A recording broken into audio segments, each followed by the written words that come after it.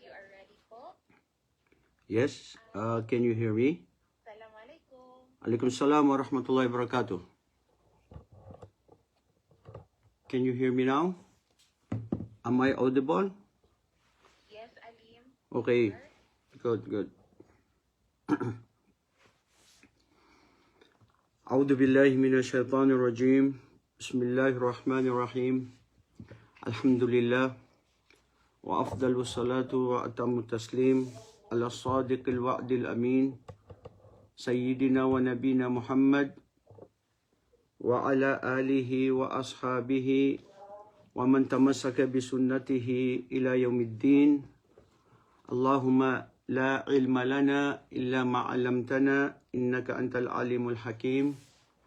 اللهم علمنا ما ينفعنا وانفعنا بما علمتنا وذكرنا ما نسينا وتب علينا ولوالدينا ولسائر المسلمين في كل مكان.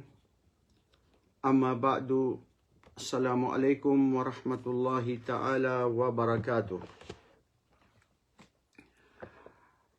My dear respected brothers and sisters in Islam, Alhamdulillah, we thank Allah subhanahu wa ta'ala for this chance and give us an opportunity to join together.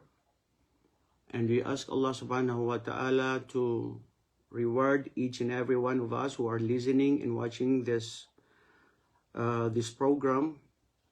And we ask Allah subhanahu wa ta'ala that may these good deeds of ours today, we may attain the real success in this world and also in the day hereafter, because we only gather only for the sake of our Creator. Alhamdulillah, today's topic is a very timing, very important to each and every one of us, especially the youth of today. The purpose over pressure, the mission of the Muslim youth. We are living in a world full of expectations, trends, competitions to one another. Alhamdulillah, we are guided by our religion, Islam, that there are certain purpose why Allah subhanahu wa ta'ala created us in this world. Sometimes as a Muslim youth in particular, we are focusing ourselves of what is the demand of the society, of the demand of our family, in the environment around us. But we forget that Allah Almighty alone, the certain purpose of why we are in this world, it is because to worship Him alone. That is why Allah subhanahu wa ta'ala said in the Surah Al-Dhariyat, verse 51, Allah Almighty said, وَمَا خَلَقْتُ الْجِنَّ وَالْإِنسَ إِلَّا لِيَعْبُدُونَ. I did not create the jinn and man except to worship me. Therefore, purpose is more greater than the pressure. Because pressure demands with what is the expectation from the people around us. Whereas the purpose is what Allah subhanahu wa ta'ala wants us to know and to fulfill the covenant that Allah Almighty has bestowed on each and every one of us. That is why we Muslims in this world, Alhamdulillah, our religion, Islam, is a total surrender and submission to the one who created us, and to enjoin what is right and to forbid what is wrong. In Islam, And every aspect and sphere of our life deals with the purpose of our creation. Deals with why Allah subhanahu wa ta'ala created us in this world. And this is to please Allah subhanahu wa ta'ala, to worship Allah Almighty. That is why, as a Muslim youth in particular, هناك أيضا في اللغة العربية دور الشباب في مجتمع الإسلامي. This is the role of the youth in building peace in a community. Because the Prophet ﷺ said, خَيْرُ النَّاسِ أَنْفَعَهُمْ لِلنَّاسِ. The best among the people are those, or a person who is more benefited by others.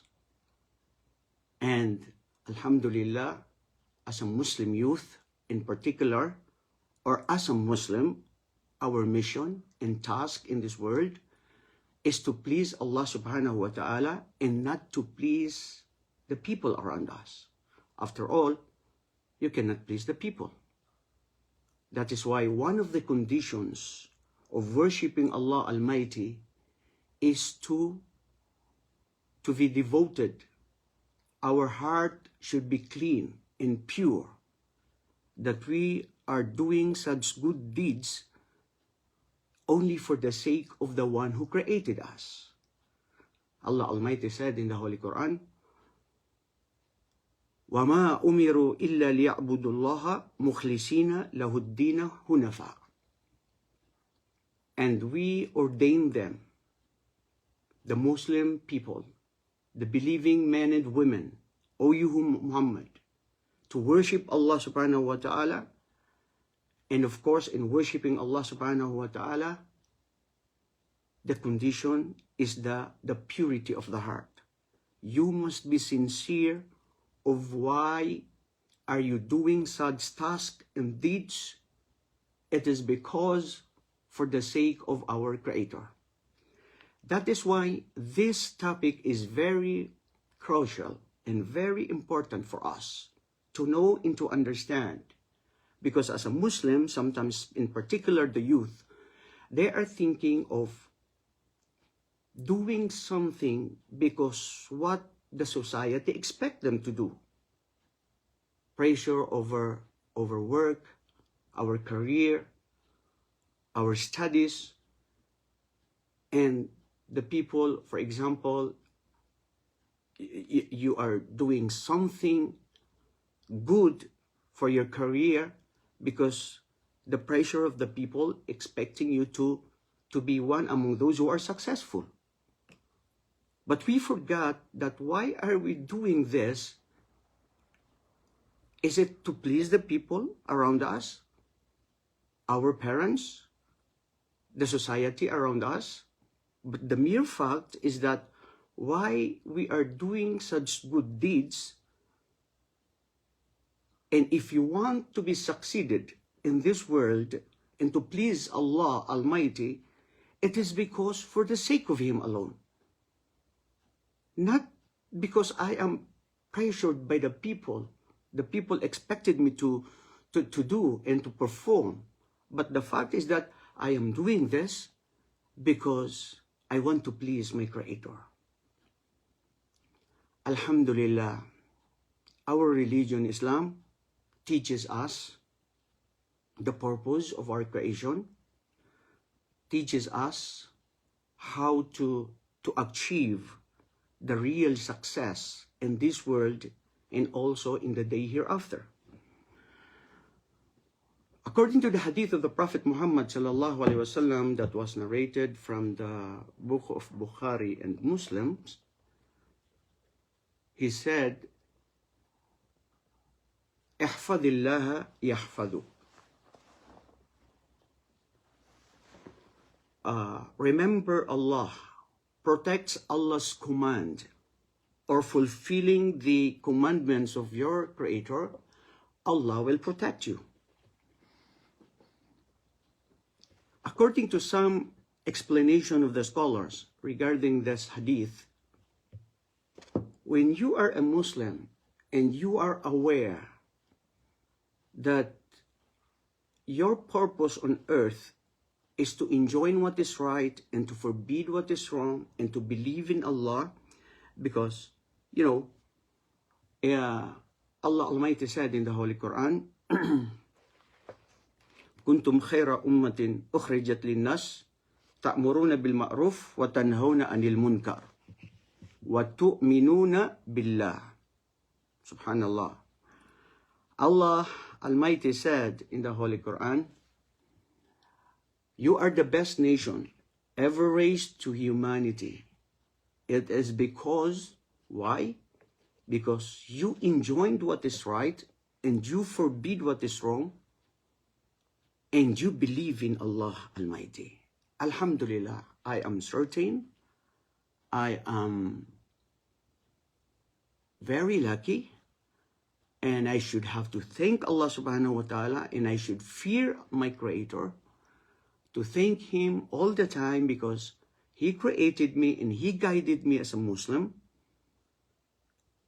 And I will be among those who are the best among the people ever raised to humanity as long as I am doing good for the sake of Him, not from the expectations from the people around me, from the society where I live, and not because I want to please someone. Subhanallah.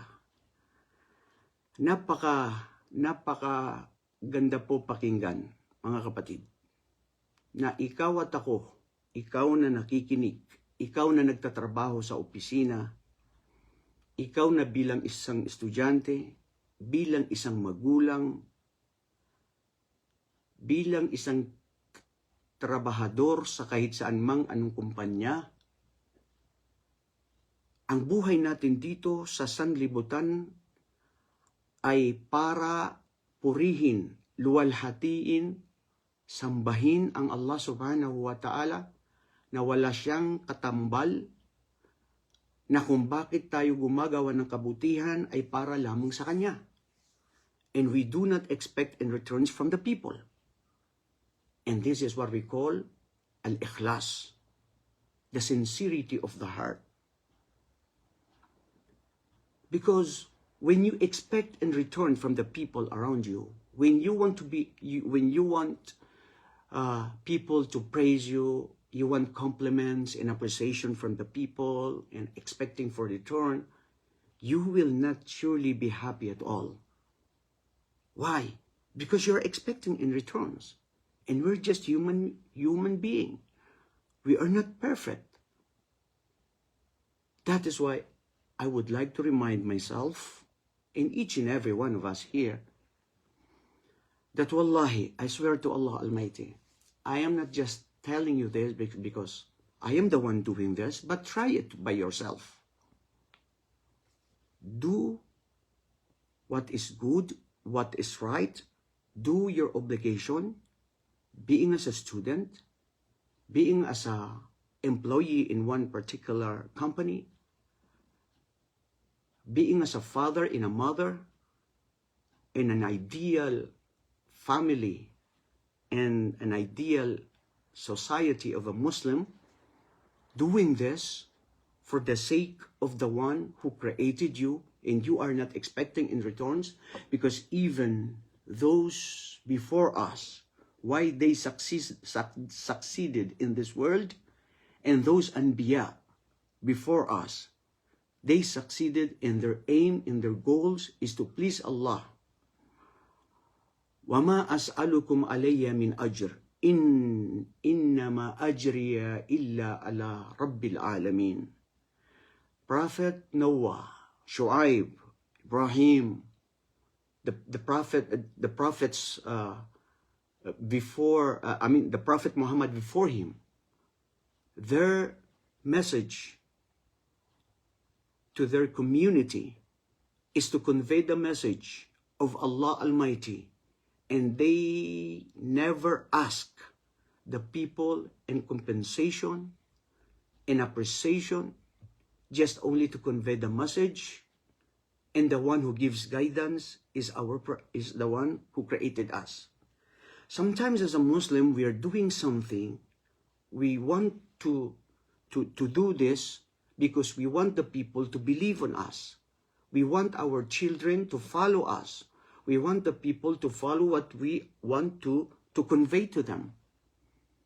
But the fact is that we, as a Muslim, our message and our only task and mission is only to convey the message. That's all. The result is from Allah Almighty. Don't ever expect that the people will follow you, will listen to you, even your children. Because the one who gives guidance is the one who created us. And this would make us easy to understand that the purpose is from Allah, while the pressure is from the people. So we don't have to pressure ourselves to be stressful in this temporary world, full of deceiving, full of competition to one another.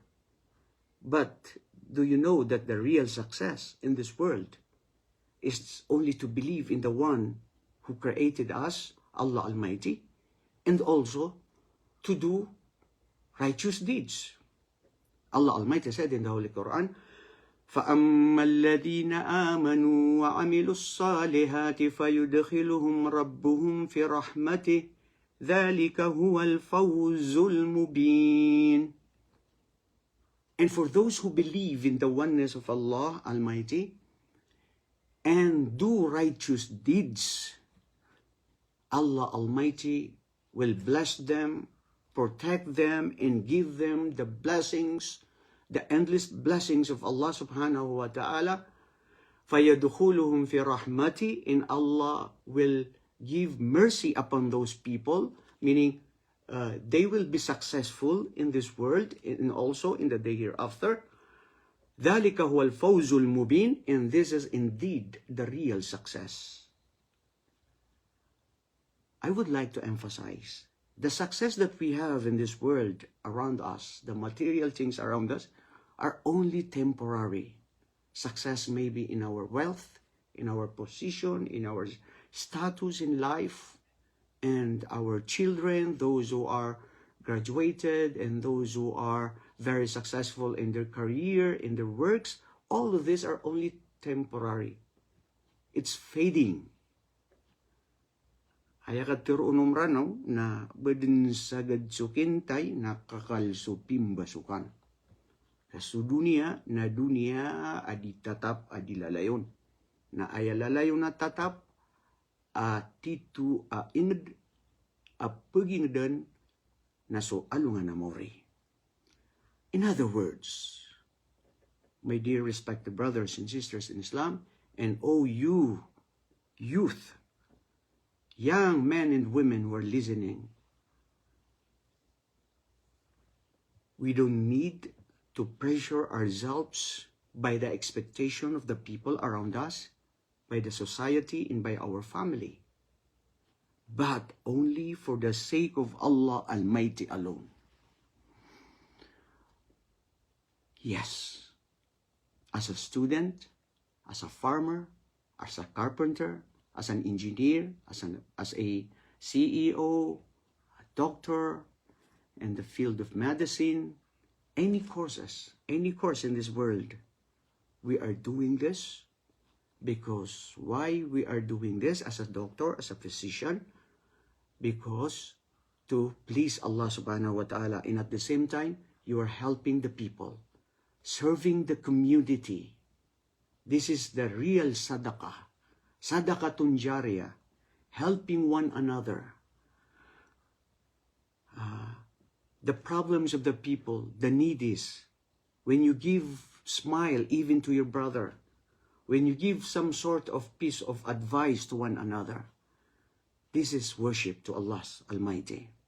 Worship does not mean only you go to the mosque to perform 5 times daily prayer, fast during the month of Ramadan, perform Hajj and Umrah. But the fact is that the worshiping Allah Almighty is whatever you do, as long as it is good. This is, I think I would like to share you about what is ibadah. I think most of you know this already, but this is only again to remind us to try to think and ponder about the real purpose of our creation in this world.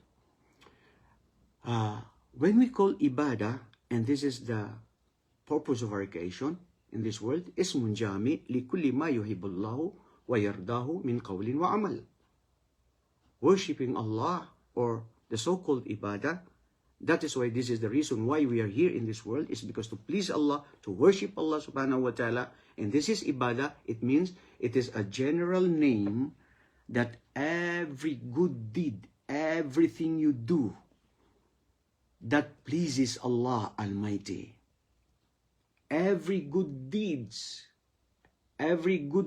that Allah pleases, because not all the good deeds are pleased by Allah. We have to be aware of this, because there are some Muslims, they are performing ibadah, they are doing good, and they thought that this is the right path, right tradition, sunnah of the Prophet Muhammad, because this is according to their emotions, according to what they hear, but they did not study well, they did not ask well to those people who are expertise of this ibadah. So that is why maybe they are misleading themselves away from the sunnah of the Prophet Muhammad sallallahu alaihi wasallam. And we have to be aware of the so-called bid'ah. Bid'ah is anything that is innovation to our religion. There are some good deeds we are doing, and we thought that this is right. But the fact it's not even in accordance to the teachings of the Prophet Muhammad. And the day of judgment, these good deeds that you performed in this world is null and void. Null and void at all. It is invalid. Not accepted by our Creator.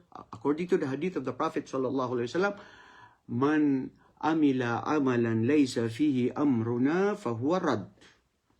Anyone who does any good action not in accordance to our teaching, to my sunnah, my ways, this will be rejected in the day of hereafter. That is why some scholars, they said, when you are doing adultery, drinking liquor, a kind of some major sins, at least not shirk, not associating partner to Allah, because this is the greatest sin that ever man doing in this world, is to associate partner to Almighty Allah. And they said that all of these major sins, maybe someday, somehow, you will realize that you are doing sin, and you can have a chance to return back to your Creator, and you will have a chance to ask Allah's forgiveness. That is why they said, when you are doing bid'ah, any form of innovation in religion, this is more dangerous than doing major sins. Why? Because when you are doing bid'ah, anything that is innovation in religion, you are continuously doing this, performing this in accordance to what you believe this is right, but continuously doing this, and you are doing wrong. You are misleading yourselves, and Allah does not like it, and He will not accept it in the day hereafter.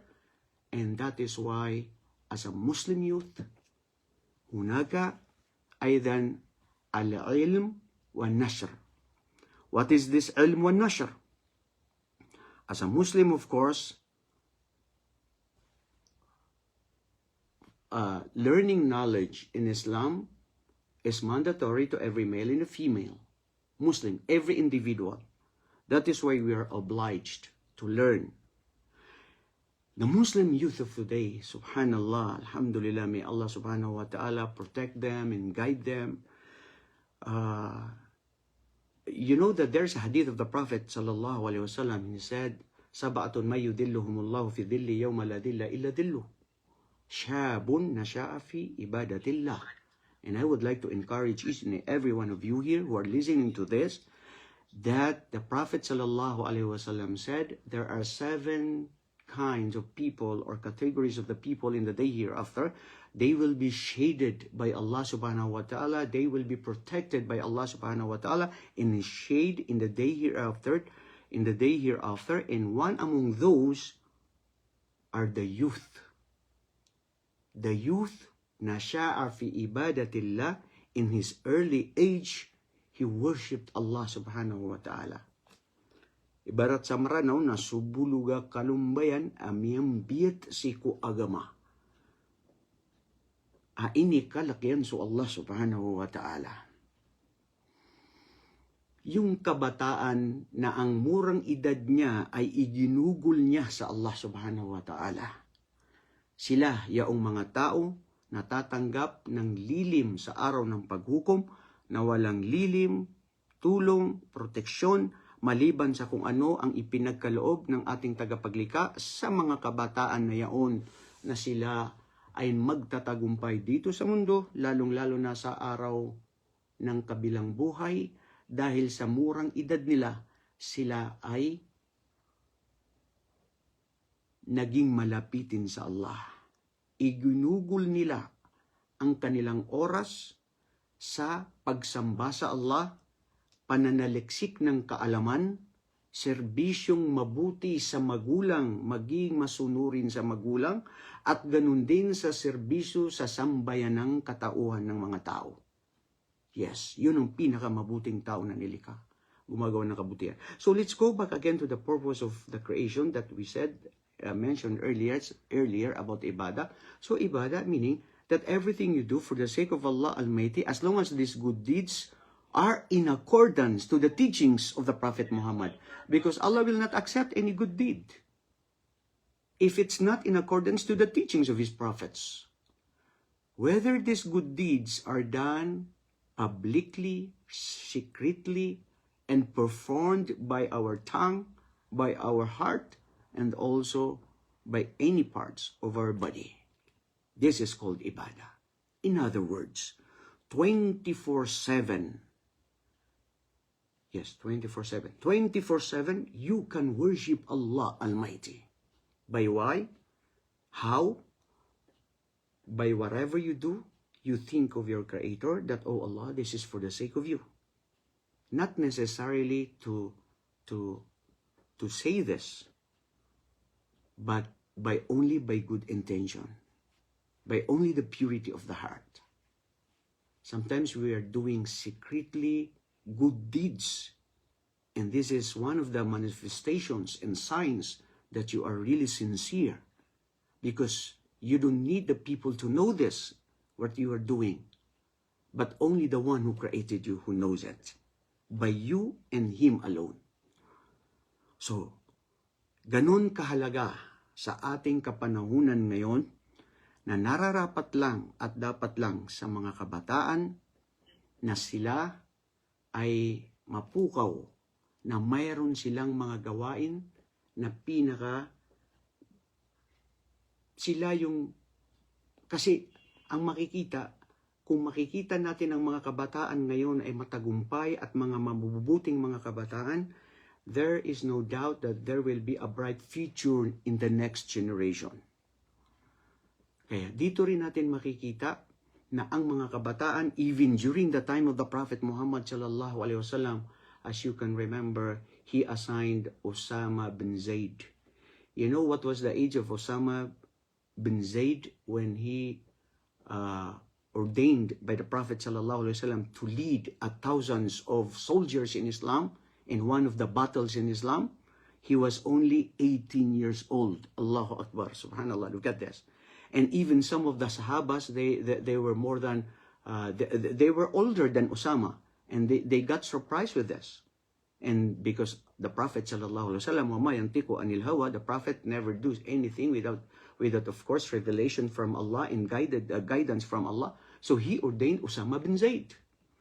Also the one who first accepted in Islam, the one who accepted in Islam in his young age, he was Ali bin Abi Talib. He was only 9 to 10 years old, and he the one among the youth who accepted in Islam. And this is in the history of our religion. Also, Abdullah ibn Abbas. Abdullah ibn Abbas, in his young age, and he was the first cousin of the Prophet sallallahu alaihi wasallam.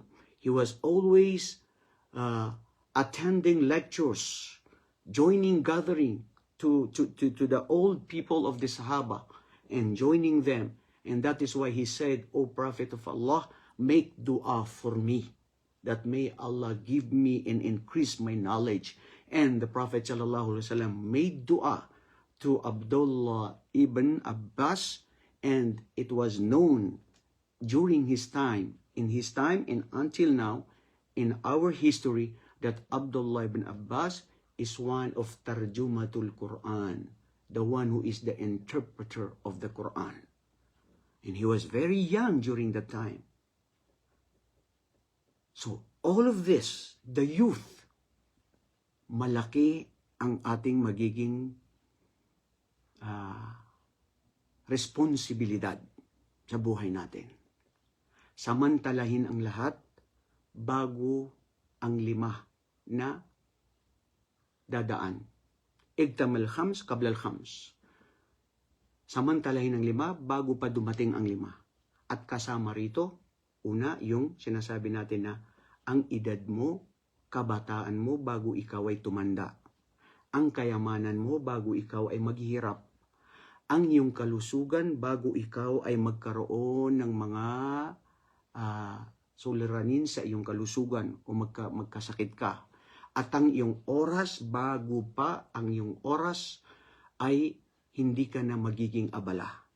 Subhanallah, look at this beautiful golden advice of our Prophet Muhammad sallallahu alaihi wasallam. So, I think this is enough for you, my dear brothers and sisters in Islam. Huwag natin i-pressure ang sarili natin na ma-stress tayo dahil kung anong iniisip ng mga tao para sa atin. Hindi lang ang mga kabataan, of course. Pati ikaw na halimbawa nagtatrabaho dyan sa trabaho mo. Bilang isang anumang uri ng trabaho natin sa opisina, lahat tayo. Napo-pressure tayo because we want the expectation from the people. At alam nyo ba, ang sinabi ni Propeta sallallahu alaihi wasallam, Inna Allah yuhibbul abda idha amila amalan ay yutqina. Allah subhanahu wa ta'ala loves his servant when he does or she does performing good deeds, and he do it in perfection. Of course, we cannot perfect anything, but at least near to perfection. Upama na samrano na piyagibat-ibatan yan, di niyan di piyapian sugal bakayan. Pinakamamahal ng Allah ay ang tao na siya na ginagawa niya ang kanyang gawain na pinagbubutihan niya. Na napaka-mainam. Hindi yung ningas kugong lang, hindi yung samrano na nakiasarbu aming gulaw lang. No, do it by the best as you think you can do it. Because as I said, it is a form of worship. So from the bottom of my heart, alhamdulillah, I would like to thank all of you, especially the NCMF, for this very demanding in our society, very important to share and handling a kind of a program like this. Although you are from far away from here in Riyadh, but alhamdulillah, because of this highly technology that we have nowadays, why don't we use it in goodness, hindi ba? Kung ang social media ay ginagamit sa kamalian o kabaliktaran ng paggawa ng kabutihan, bakit hindi natin gawin ng kabutihan? Sa katulad ng mga ganitong ginagawa natin. Sa pagpupulong na katulad nito, tayo ay pinapatawad ng ating tagapaglikha sa ating mga kasalanan. Tayo ay binibigyan ng pagpapala at tayo ay nadadagdagan ng ating mga kaalaman sa Islam at ang ating pananampalataya. Napakaikli lamang po ang buhay natin dito sa mundo. Samantalahin ang lahat ng mabuting gawain habang mayroon ka pa, dahil hindi ka mananatili dyan. Kung hindi mo yan lilisanin, na ikaw ay lilisanin mo ang mundo, na ikaw ay mamamatay, lilisanin ka niya dahil walang nananatili. Again, pressure comes from the demand of the people, while purpose comes from Allah Almighty. And you should know, you and I, oh myself, why am I here in this world? What does Allah want me to do? And am I benefiting to others? Ito ang tatlong kataga na mga salita na dapat nating itanong sa ating sarili. Ano ba ang kagustuhan ng aking tagapaglikha sa akin? Ano ba ang ginagawa ko na ito ba ay kalugod-lugod sa Allah o kalugod-lugod sa mga tao? Ako ba ay napapakinabangan ng karamihan ng mga tao? Pag ito ang alam mo, purpose is greater than the pressure. Maraming salamat sa inyo lahat, lalong-lalo na sa namumuno ng NCMF, Dr. Abdul Nasser Pandaw Masurong, and his team, all of you. May Allah subhanahu wa ta'ala include this, your good deeds, in this world and also in the day hereafter. And again, I would like to remind myself and all of you here, and especially those who want to achieve and to please Allah subhanahu wa ta'ala, never expect in return from the people, but you are doing these good deeds for the sake of the one who created you. Because after all, at the end of the day, Allah Almighty will judge and reckon our deeds in the day hereafter. يَوْمَ لَا يَنْفَعُ مَالٌ وَلَا بَنُونَ إِلَّا مَنْ أَتَى اللَّهَ بِقَلْبٍ سَلِيمٍ. Araw na kung saan walang magbibigay ng tulong sa kanya sa araw ng paghukom, maliban lamang kung sino yung dumating na ang kanilang mga puso ay tunay na nagtataglay ng pagkadalisay, na walang pag-aalinlangan, na hindi nagtatambal sa Allah, at hindi sila yung mga tao na pakitang tao, parinig tao ang kanilang mga gawain, datapwat ito lamang ay para sa kanilang tagapaglikha, na kung bakit naman tayo nandito sa mundo, para sambahin, purihin at luwalhatiin siya. Bala-bala sang kanu Allah, mga luksami mga pagarami, adi mamamakinig si sagyang kae, masaiman to, na di tano pakalilipatan, agyang kaya kapag intaw tanong sa agyang kaya dunia, na tanto ang makampat, galibak tanong sa mapya, para si ko Allah subhanahu wa ta'ala. So resulta, na ayat tano pikiran na so, imbigay katan o Allah subhanahu wa ta'ala. Isa sa pinakamaganda na hindi ko makalimutan minsan, kasabihan ng mga maranaw na, tubadiwan suranun na asar ka pimbitakan, lumalan sa tadman na di kuram panasadar. And that's true. This is the reality. This is the fact. At least I am doing right. I'm doing my job. The result comes from Allah Almighty. Tawfiq comes from Allah subhanahu wa ta'ala. And I don't have to regret of what I'm doing, even if it's not succeed to the expectation that what the people expect, and also myself what expected. But the fact is that at least I tried my best.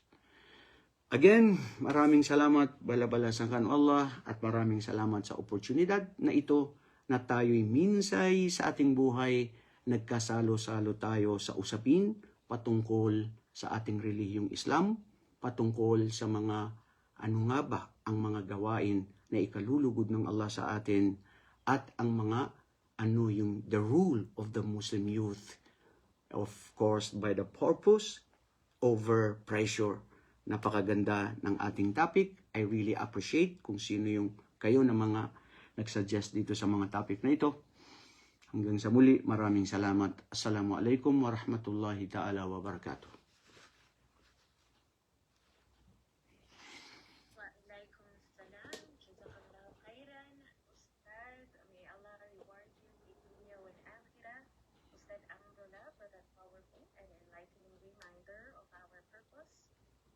is to please Allah subhanahu wa ta'ala alone. Indeed, Ramadan is a perfect time to reflect on our purpose and rise above pressure. So, moving on po, we will now proceed to our question and answer portion for everyone. You may type your questions po in the chat box or use the raise hand feature if you wish to ask directly. Please keep your questions brief and related to today's topic po. Asking the moderator to please see the comments or messages for questions. Salamat.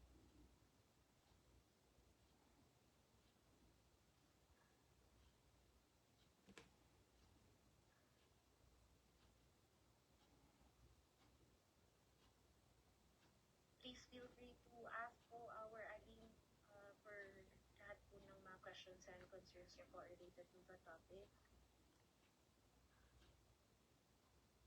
Again. Okay,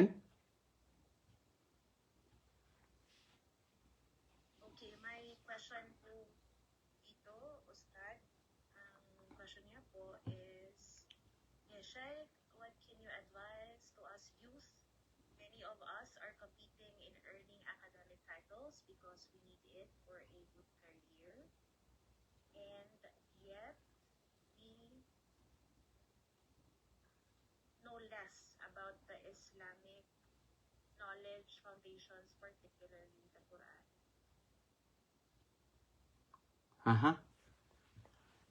As I mentioned earlier, there's nothing wrong of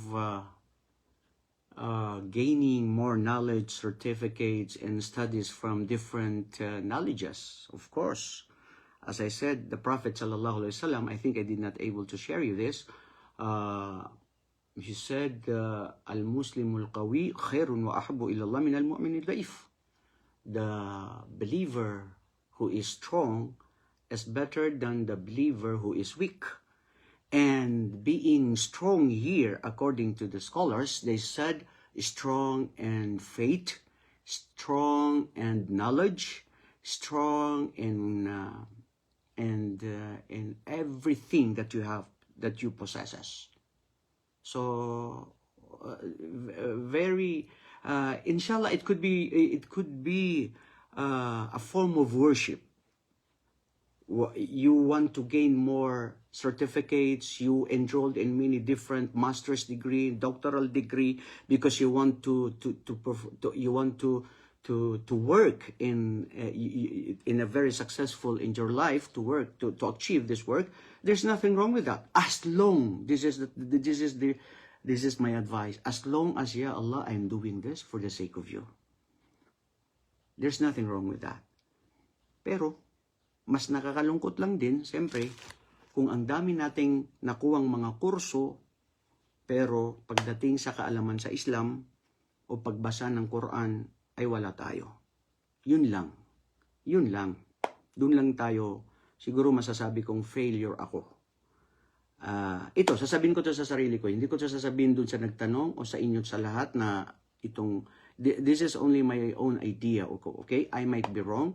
You might accept it and you might refuse it. Walang silbi ang kaalaman ko, ang aking kurso, ang aking estado sa buhay, ang lahat, kung ako naman ay walang kaalaman sa Islam, hindi ako nakikinig, hindi ako dumadayo sa mga Islamic lectures as mga seminar, puros lahat makamundong bagay ang aking inaatupag, at lalong-lalo na wala rin akong oras sa pag-aaral sa Quran o mabasa man lang ang Quran. Subhanallah, naging edad mo 40, 30, 50 years old ang edad mo dito sa mundo, ang daming achievement mo, pero yung Quran hindi mo man lang nabasa o hindi mo man lang natutunan na mabasa. Subhanallah. So, parang sa akin I don't consider that I'm success. Because as I said, the real success is the one who pleases Allah subhanahu wa ta'ala, who believe in Allah and do righteous deeds. Of course, yung ayah na binasa natin kanina, yun ang real success. That is also a real success, of course, but at long as meron kang regret sa sarili mo, na bago tayo mamatay, ya Allah, sana magkaroon ako ng oras na mabasa ko ang Quran, especially nowadays, the month of Ramadan, of course. It's about us, for us to read the Quran. So, yun ang aking sagot doon. I hope I made myself clear.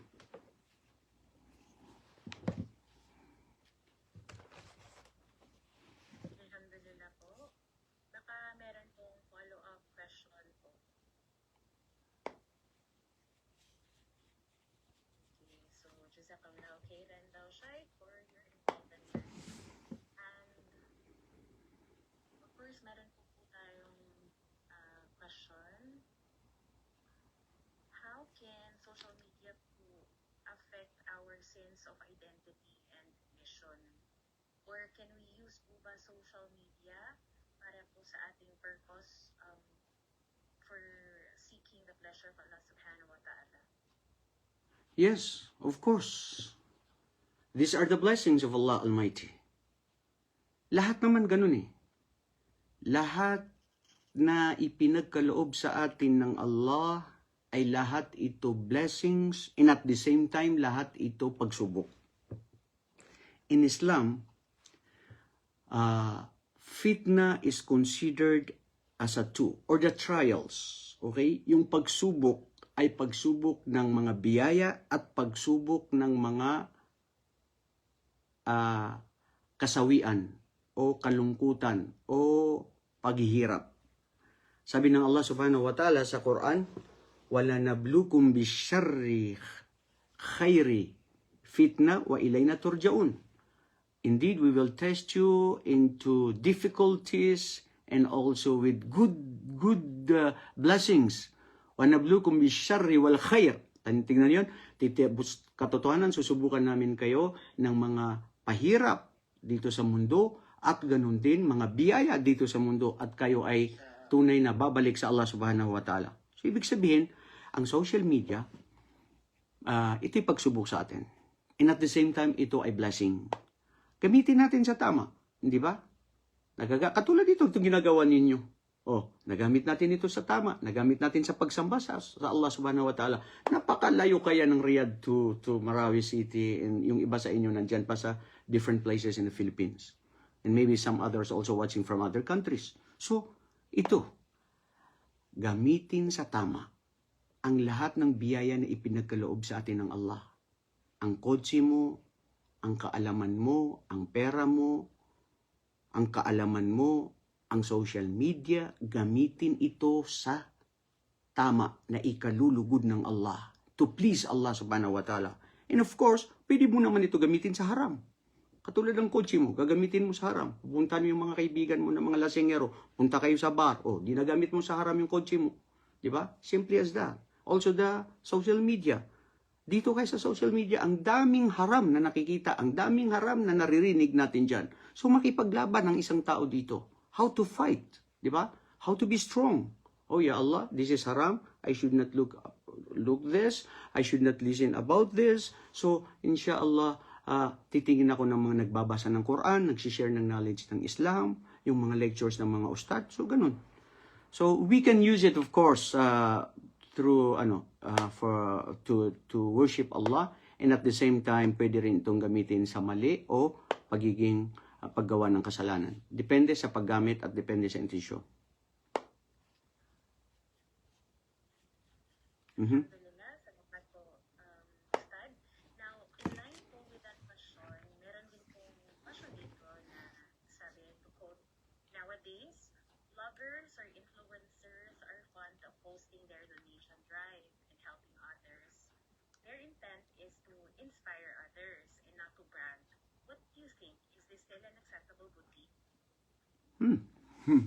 Kaya nga, di ba? Ganun pa rin. In connection with the earlier that we answered, di ba? It depends upon the niya. Innamala amalu biniyat wa innamal likulli imri'in ma nawa. All deeds are relying on the intention. It depends upon your intention. If I am a blogger, influencer, or whatever, na I'm doing this because I want to earn money, I want to earn fame from the people, so it is no longer considered as a worship. But who knows this? My Creator and I myself. And if I am doing this for the sake of my Creator, for the sake of Allah, and no one knows this except Allah and me by myself, if I am sincere or not, But this is the problem. The people around us, they are the one who are judgmental. Oh, amugagi siya ini. Oh, ganito, ganito. So yun nga sinasabi ko. Ito yung pressure. Napakaganda itong topic natin eh.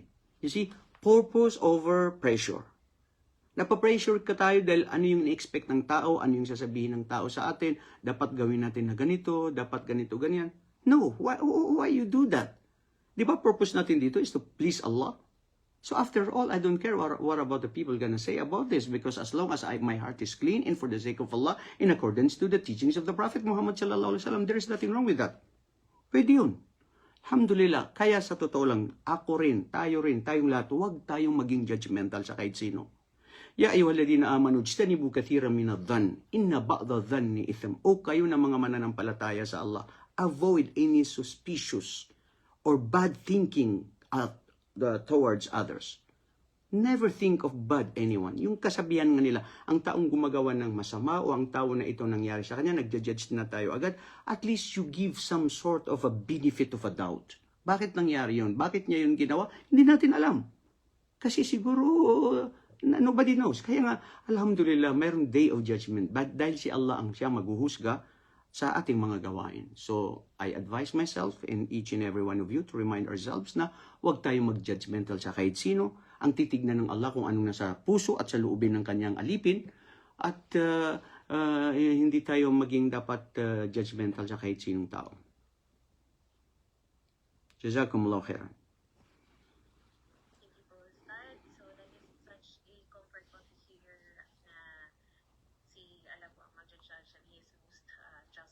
Yes, correct. Meron po question po dito na, Salam Ustad, you have mentioned na purpose is greater than pressure. Always negative po ba ang pressure, or can Allah use pressure to bring us closer to our purpose? Shukran po. Yeah. As I said, tignan natin ano yung real purpose natin. Purpose is greater than the pressure. It might some sort that pressure from the people might also help you of doing such good deeds. But after all, your goal is to achieve the pleasure of Allah, to please Allah Almighty. Kung ang pressure na ito ay dahil sa pwedeng makatulong sa'yo para makamit mo ang isang bagay, pwede siya. Pero after all, we need to rectify our hearts. Ya Allah, napapressure ako, ito in-expect ng mga tao, ganito, ganyan. Pero, okay, tao din naman tayo eh. Yun tayo kasi tao tayo. Ado ba dila bu sumrano? Miya kadagdagala pipikiran yan. Ito ni miya swatano, miya kaito tano, pamagantan tano nira, patero niran gigigi, maned. You are thinking about what the people gonna say. But the fact is that if you are really true in your heart, Ya Allah, I'm not thinking of what the people gonna say. I want to please you, oh my Creator. At walay sa totoo lang, naap ang mga taong mga matagumpay, yung mga totoong mga mukhlis. Correct, mga taong mga mukhlis. Sa Quran, nabanggit din yan eh. Illa ibadakal mukhlasin. Tignan nyo na, la'agwiyannahum ajma'in. Sabi ng Allah, yung si Satanas, sabi niya, nangako siya sa Allah na ang iyong mga alipin, sila ililigaw ko sa iyo at sila ay lilinlangin ko, pakapandusaan na kansiran, kalipat ang kairan, watajidum la yashkurun. Marami sa kanila ang magiging hindi mabuti sa kanilang gawain, magiging suwail sila. Pero sabi ni Satanas, maliban na lamang kung sino sa iyong mga alipin na ang kanilang mga puso ay tunay na dalisay, na puro na nanunumbalik para sa iyo. Totoo yan. At yung mga ulama dito, lahat ng mga totoong mga ulama, pati yung mga Sina Bukhari, pati yung mga lahat ng mga naunang mga ulama, mga scholars, una sa mga kitab nila, sinusunod nila na hadith, innamal a'malu binniyat.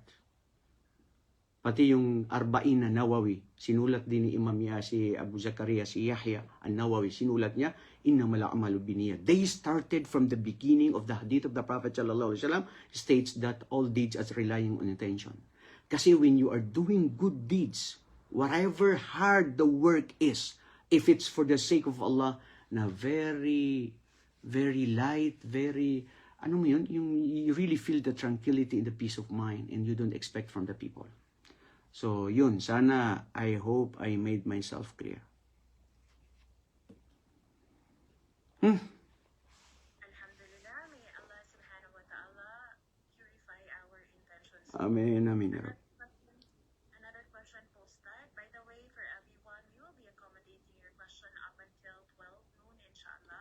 Until 12 noon.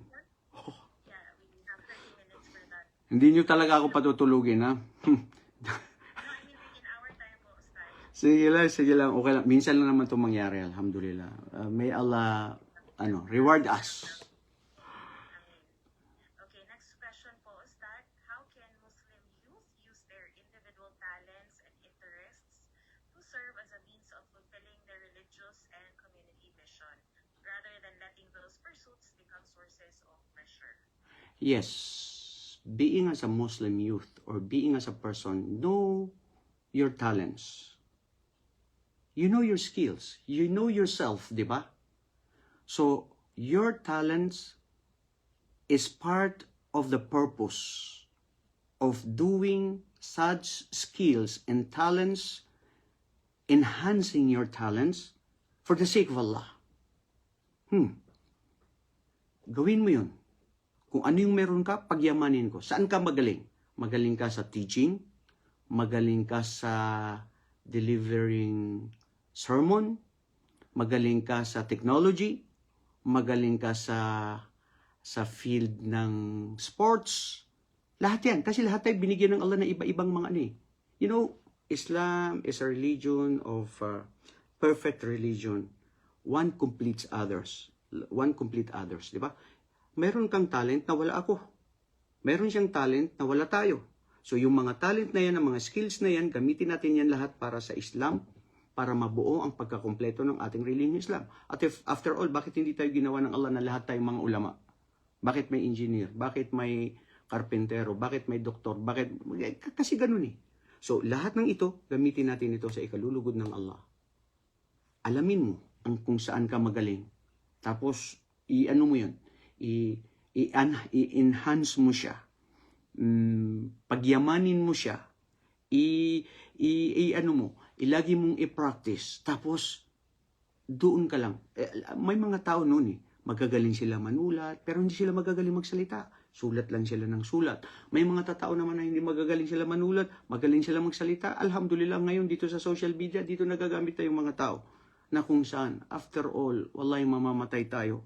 Walang matitira, maliban na lamang sa kung sino ang may nagawang maraming kabutihan dito sa mundong ibabaw na ito. Nandito tayo ngayon sa era ng social media na hindi maiwasan. Gamitin natin ito. Kaya nga ito, I'm very proud of you guys. Kayo dito na nasa NCMF, headed by Dr. Masorong, dito sa ganitong uri ng mga programa ninyo. And I encourage you to do more. Not only in the Ramadan. Why not make it every month? Di ba? Hindi kayo lagi nandyan. Pwedeng balang araw mawala kayo dyan. Pero at least, kung nandyan kayo, na marami kayong naggawa, anong sinabi ng Allah subhanahu wa ta'ala sa Quran? Inna Allah la yudi'u ajral muhsinin. Katotohanan si Allah ay hindi niya kailanman sasayangin ang mga nagawa ng mga taong nagsigawa ng kabutihan. Ano ang nagawa mo? Na isulat na yun ng mga anghel at yun ay yung mapapala sa araw ng paghukom, makakamit mo sa araw ng paghukom. And it has something to do with the saying na, ano ba yung saying ngayon? Yung saying na, by number of years. Yes. By number of years, but by the contributions that you share. Correct. Yun pala. Na-remind ko yun kasi hindi tayo nakatulog. So ngayon, yun siguro yun. Yung ibig sabihin nun ay, it is not the number of years that you live in this world, but the fact is that it's about what you have contributed. Hindi ang pinakamabuti sa atin ay yung hadith ni Propeta Muhammad. Yes, of course, mashallah. There's hadith of the Prophet sallallahu alaihi wasallam. He said that khairul umur man tala umra wa hasuna amila. Ang pinakamabuting edad na nandito sa mundo ay ang edad na napahaba ang buhay niya na maraming nagawang kabutihan. Tingnan mo yan, maraming magandang nagawang kabutihan na pagsamba sa Allah, pagtulong sa kapwa-tao, serbisyo sa kapwa-tao, katulad ng mga ginagawa ninyo, NCFF, NCMF, lagi kayong may programa dito sa mga youth, lagi kayong tumutulong sa mga nasalanta ng mga trahedya at mga programa sa mga ganito. Yan ang mga sadakat, yan yung mga dapat nating gawin ng mga mabubuting gawain. Man is not measured by the number of years, but by contributions that you share. Yun, tama yun. Naalala ko yun, mashallah. I hope I made myself clear. Alhamdulillah, klarong-klaro po, Ustad, inshallah. So, last question na po ito since may pa-games pa po tayo. So, May games pa, mashallah.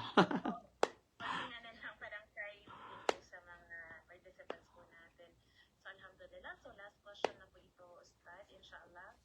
And sabi niya, Shaykh, what can you advise to us youth? Kasi many of us are competing in earning academic titles because we need it for a good career. Pero less po yung alam namin about our deen or Islamic foundation, particularly po sa Quran.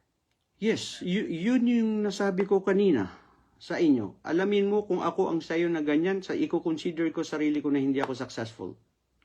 Successful lang dito sa mundong ito na mapanlin lang. I was deceived by the society and the people around me. I was deceived by the material things in this world. After all, in the day hereafter, I may be the loser because I didn't even know how to read Quran. So what is my advice? As of now, marami kang natamo ng mga certificate, ng mga master's degree para makuha mo kung ano yung gusto mo, mitihin mo sa buhay. Magbigay ka oras para sa Quran. Hindi naman kinakailangan maging ulama ka, maalam ka. At least basic in the Quran, you should know. Mag-aral kayo ng paano basahin ang Quran. Basahin nyo ang Quran. Basahin natin ang Quran. Kung nahihirapan kayo, mas malaking reward ang ibibigay sa inyo ng Allah sa pagbabasa ng Quran na nahihirapan kayo.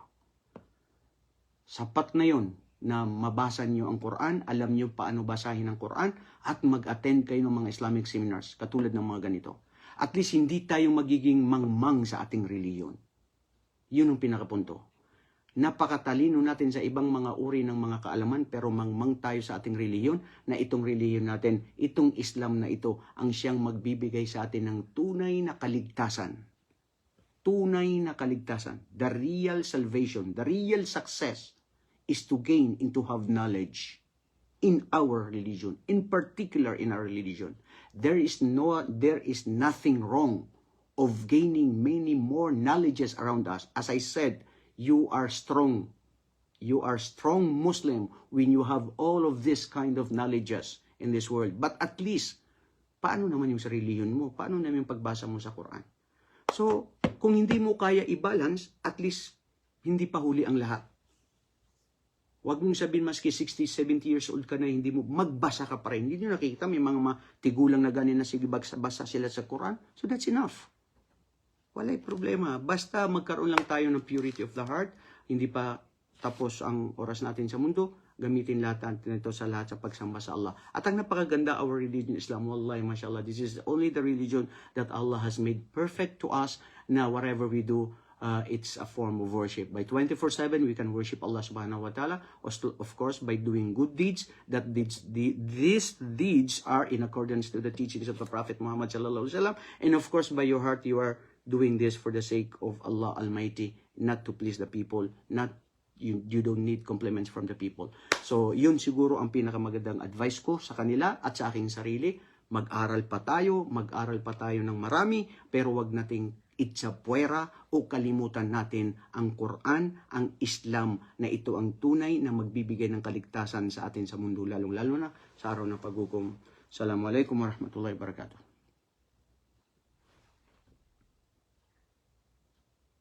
Alhamdulillah, salamat po sa pag-real talk po sa amin, Ustad. So, naway, ma-remind kami, every now and then. So, we really appreciate it. And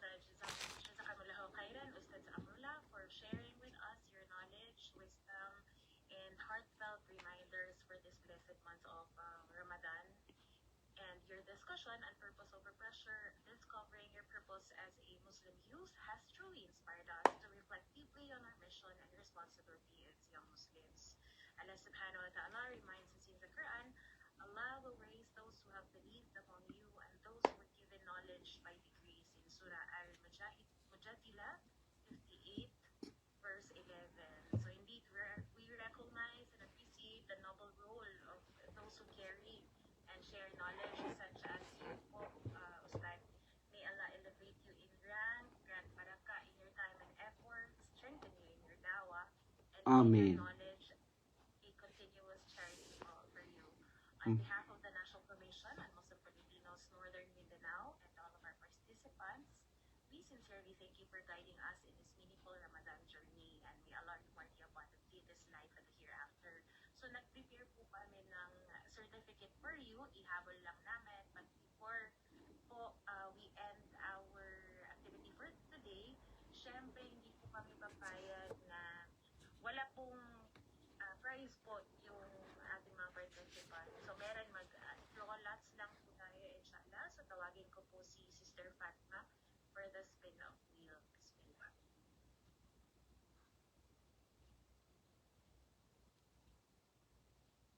Miss Fatma, the floor is yours.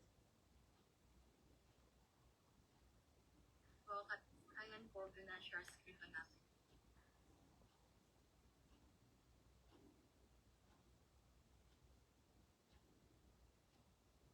Mashallah, ang ganda ng ano Pakita natin sa mga nanonood.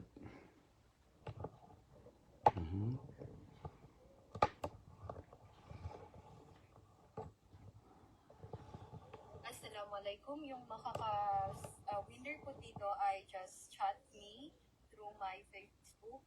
I will contact you po. And then, Gcash lang po natin, ibibigay po yung prizes natin. Thank you po.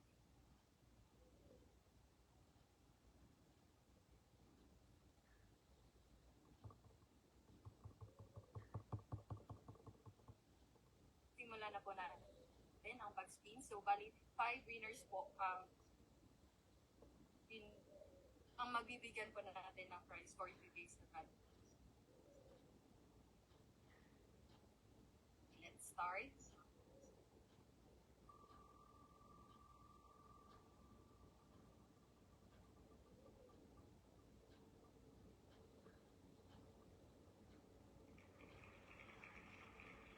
Mashallah. So, ang first winner po natin ay si Hafida Lando. Alhamdulillah. So thank you for that, Sis Fatma, no, for sa ating raffle for today. So sis, if you're the winner, congratulations to you, and please get in touch with. May apat pa. Okay, so ang dami pala, no, Chief? Okay.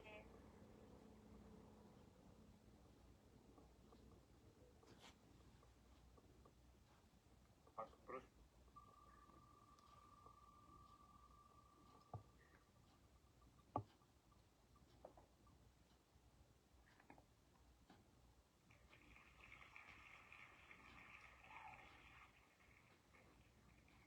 Nandito po ba si Suhaina?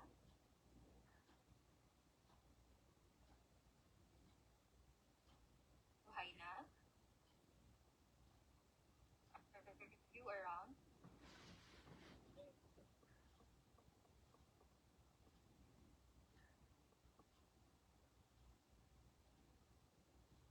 Okay, so our second winner is Sister Suhaina. Congratulations to you. By the way, Chief Muti, ano po daw yung prize? Gcash po. Magbibigay po tayo ng Gcash.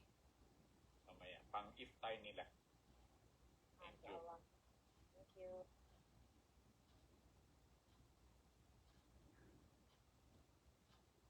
So for our third slot, Bismillah.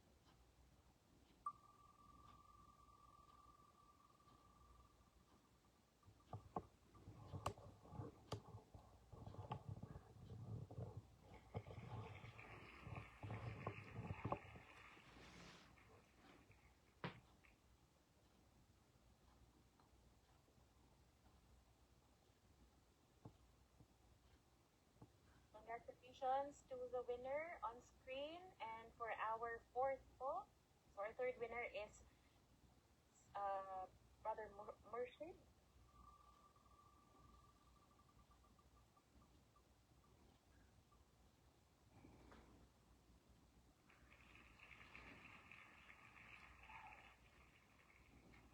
So for our fourth winner, we have Sister Nisa. And then for our last but not the least, Bismillah.